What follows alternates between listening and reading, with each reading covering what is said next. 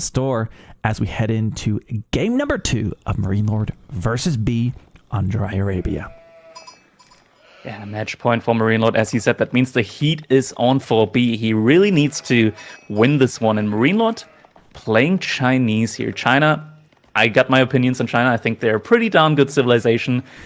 And B, what is this? Look at the amount of military that B has out on the field right now.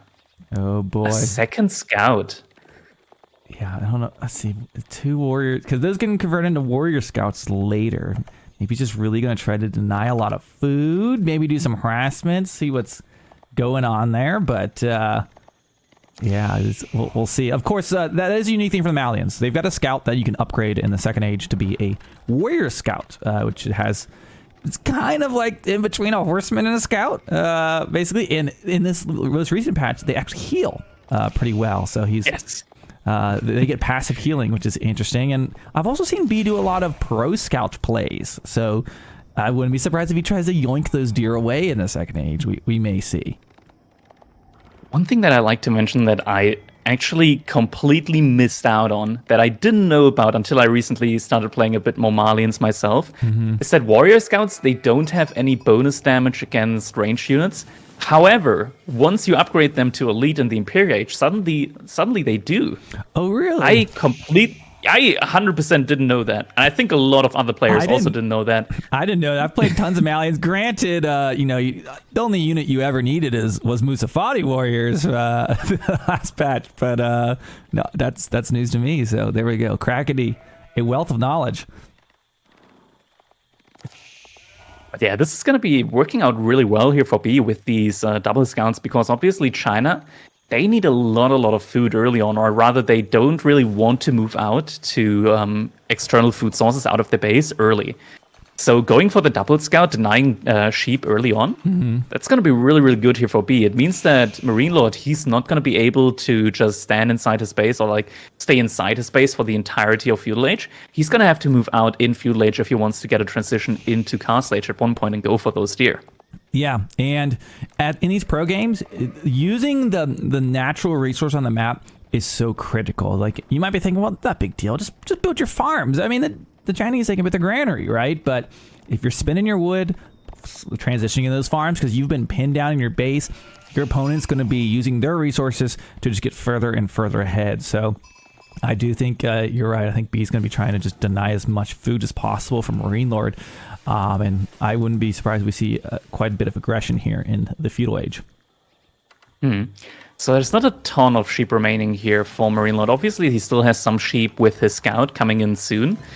But he didn't get as many sheep as he would usually get. And oh my god, look at that. B is rushing that Mansa quarry up with 8 villagers right now. That's going to be a 340, 345 minute age up, I would assume. I've seen him do that in every round this tournament. And I started trying it out a little bit myself.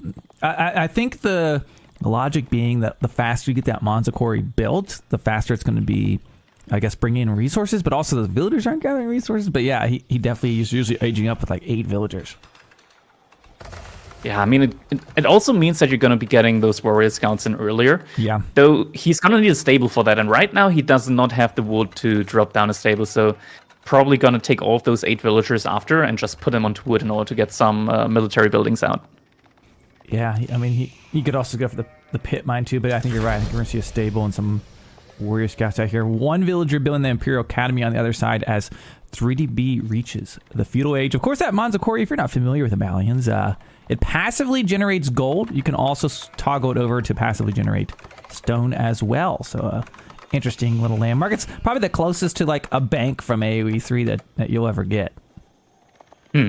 Right now, it's still on gold. We've seen players recently experiment with just keeping it on stone ever since it's being built, and then build additional TCs with the stone income.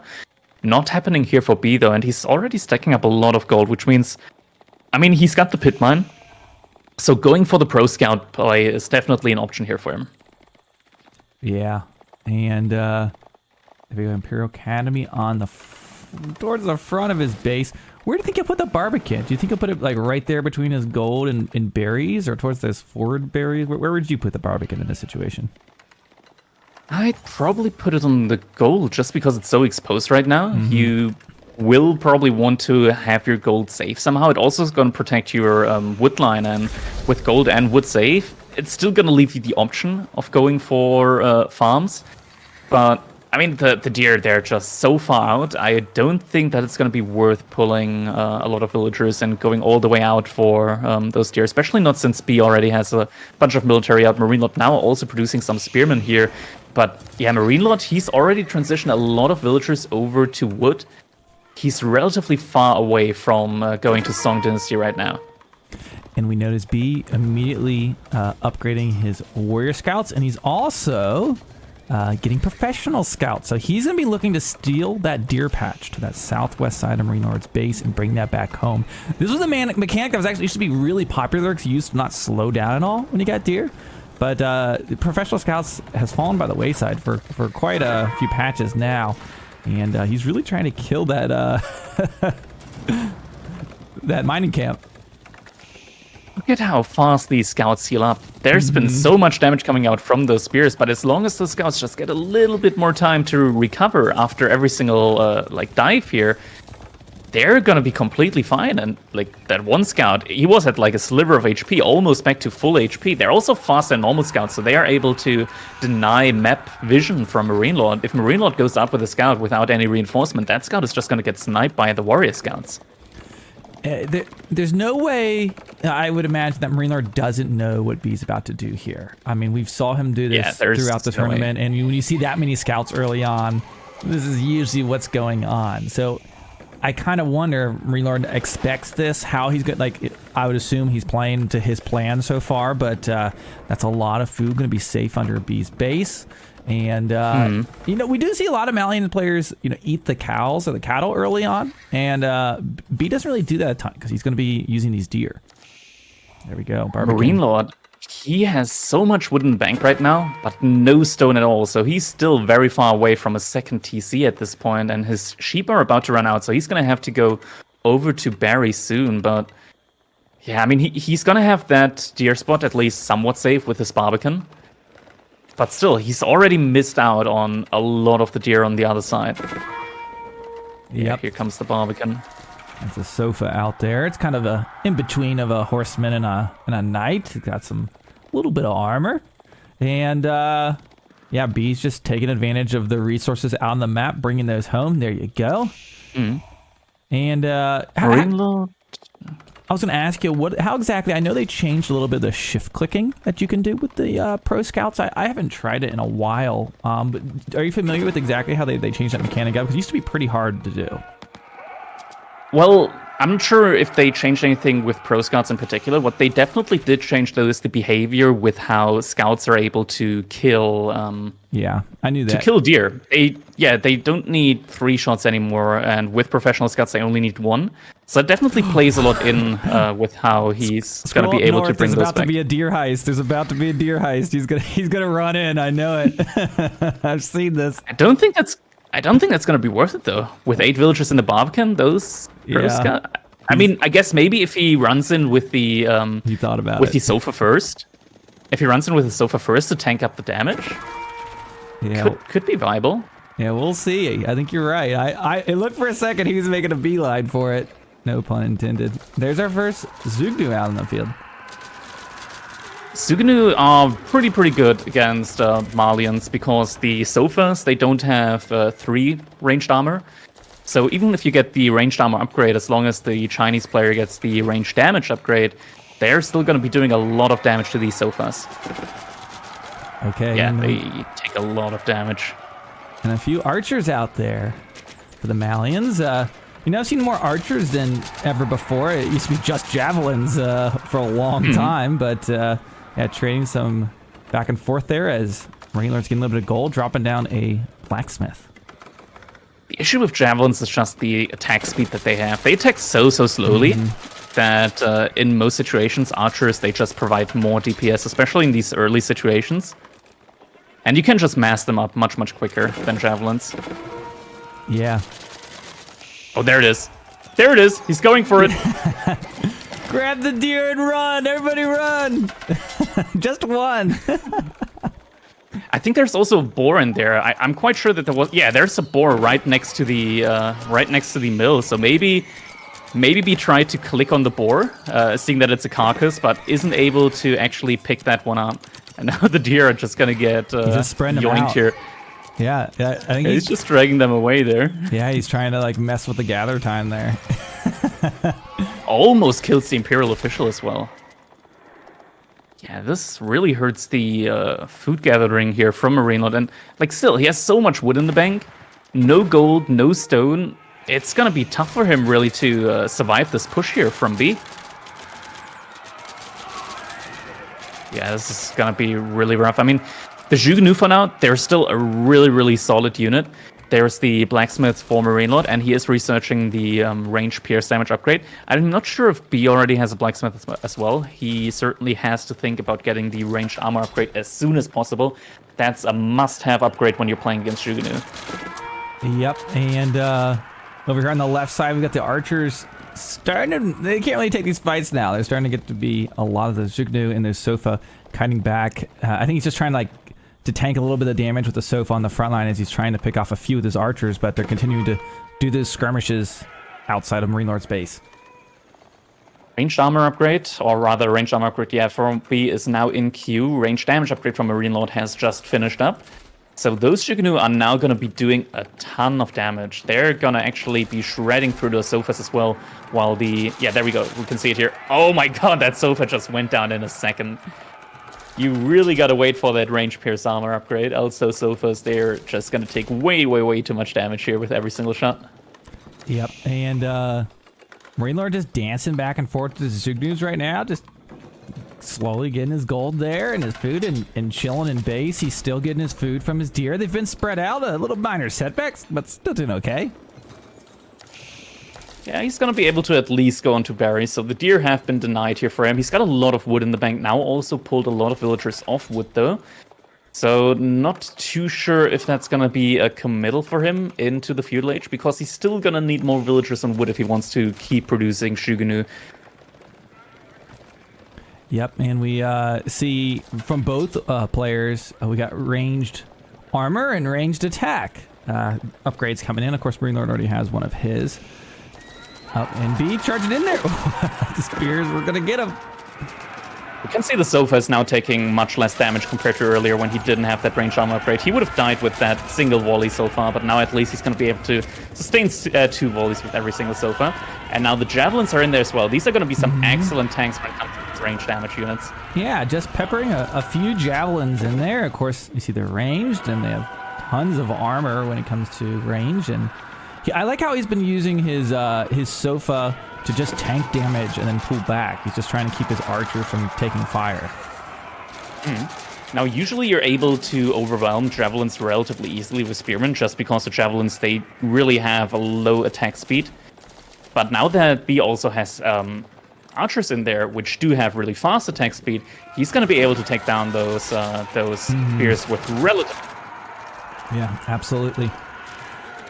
And you might see a lot of players going against, Zhuge with the Javelin, which might be the counter, so they're not used to having the more mobile archer army here. And a few Javelins, like they're in the middle, it makes it hard to click them sometimes, except for when they like separate right there. Now we see back and forth with these armies. Spearmen gonna be stuck there with their brace ability. And this I mean, the Zhuge, they're still pulling off a lot of kills here every time they fire. Pathing. I was looking at the destruction value there in the bottom left. MarineLorD's definitely been trading more effectively. I mean, it doesn't account for, like, I guess the deer heist that's gone on out there, but we see him right now drawing some walls across the map, so I really feel like MarineLorD's starting to feel pretty secure here in his base, especially once you get those done, and he's been keeping this Malian army at bay. Yeah, he's definitely looking towards Castle Age at this point in the game. It makes sense because B so far he hasn't made any Musufati warriors at all. We also, I don't even think he's made a barracks at all, so there's probably not going to be any Dunzos coming in anytime soon. So armored units for MarineLorD is definitely going to be a way for him to break out of the stalemate, and even just getting the damage upgrade on the Shuganu means that they're going to be effectively able to take fights against both the javelin throws and the sofas. Yep, and boy, B's got to do something here soon because MarineLorD's up on villagers, and this is match point. B needs to get a win here. He's trying to big fight horsemen pushing in there, but no Donzo really to hard counter them, while the spearmen, of course, do quite a bit of damage with this sofa. A lot of the javelin and archers being picked off right now by the horsemen, the Zugnu, and B retreating back towards his base. Oh, there's the reinforcements, though. B still has more units overall, just needs to get more picks here. It's really hard to pick off those horsemen with the bonus armor that they do have, but the javelin throws do have a high amount of pierce armor. Now, there's not too many spears here remaining, but the Jugunu, they don't really mind fighting against sofas. They can still deal an excellent amount of damage against the sofas. I think he's been trying to just pick off those spearmen so he could do this charge we're seeing here. We see another barracks being dropped down in MarineLorD's base. And a lot of back and forth. It might not look as insanely sophisticated, but trust me, there is so much micro going on here between these two armies, these back and forth, that they've been controlling their armies. Many players might have just lost their horsemen to the spearmen all of a sudden or anything like that. Like, they are really controlling these armies, every single detail. Yeah, but the Shuganu, they're still going to be really, really easy. Like, comparatively, the Shuganu are just really easy to micro. Basically, what you do with them is you attack move and forget about them. Yep. That's it. Every now and then you pull them back, but usually you just attack move and forget about them. So it's much easier for MarineLorD to micro these fights and still take relatively cost-effective trades than it is for B, because B, he's going to have to, every single time, micro his javelin throwers, because they usually, with attack move, they attack the nearest unit. But you don't want to have the javelin throwers attack the horsemen. You want to have the javelin throwers pick out those Jugunu. Sometimes the hardest thing about microing javelin is making sure they're not shooting at like a mill or a barracks or something, because they have so much range. All right, B is looking to start getting a foothold here. MarineLorD's army is dwindling right now. He's in a transitional period. He has so much gold actually right now. 1,700 gold. He's making a farm transition in the back of his base in the meantime. So right now he barely has any food income. He's not able to produce any units here. And if B is able to somehow get onto those farms from MarineLorD, it's going to be really, really hard for MarineLorD to come back from this. Man. Actually, let's check out how the farms are looking in the back. Ooh. And we can see all the villagers, they're still busy building. They're not actually gathering right now. What very impressive push here by B. I mean, it was looking there for a moment. MarineLorD had him pushed all the way back to his base. It was like, is this going to be it? And it looked like B was just picking off the spearmen. And once he finally cut down those spearmen numbers quite a bit, he was able to make some progress. We even see MarineLorD dropped up barracks on the front line. He was trying to get more spearmen out.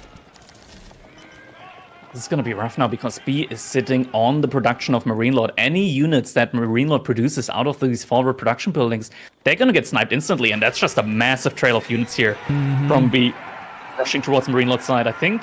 And now the Feudal garrison behind us. I think as soon as that goes up, I think MarineLorD is going to realize that he has no way out of this game. He missed his timing with going up to the castle age. To be fair, he probably wouldn't have achieved a ton in the castle age. It's just because B managed to just take out all of these external food sources from MarineLorD's feet. So MarineLorD had to do farm transition, and that farm transition might have just cost him the game here. Oh, and talk about civilization that many players online have only experienced.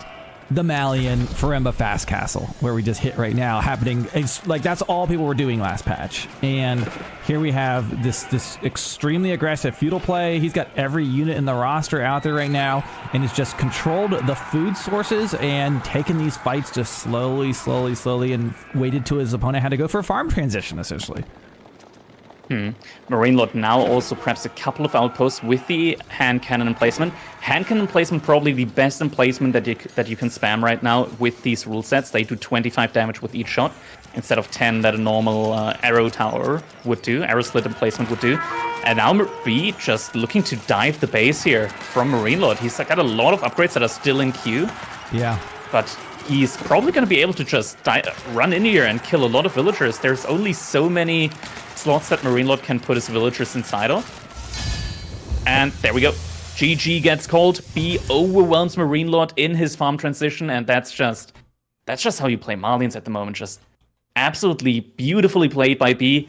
And MarineLorD, he just was not able to secure these external food resources outside of his base, wasn't able to mass up enough units, and he just got starved out of the game here. And there we have it. 3DB ties up the series versus MarineLorD in the redemption bracket. And we're going to be going over to match point. The loser of the next game is going to be packing his bags, going home, not going to be going on to the finals. And boy, this should be the photo finish we'd expect in their second matchup here in this tournament. Look at those stats. You can really see just wow, what a lot of feudal play, just really drawn out. I wasn't sure Bree was going to be able to pull that off through that when he's setting those walls up. We can also just see how Malians are able to scale the economy so effectively on a single town center. B was leading in pretty much every single economic aspect except in wood. And that is while MarineLorD was Song Dynasty and on 2 town centers. I mean, that has to account for something here. I mean, that's just a lot of resource that B was gathering this game, a lot of resource that he kept investing into militaries and ultimately was able to just push into the base of MarineLorD, sit on the production buildings and just choke him out there. And yeah, that's the story of that game.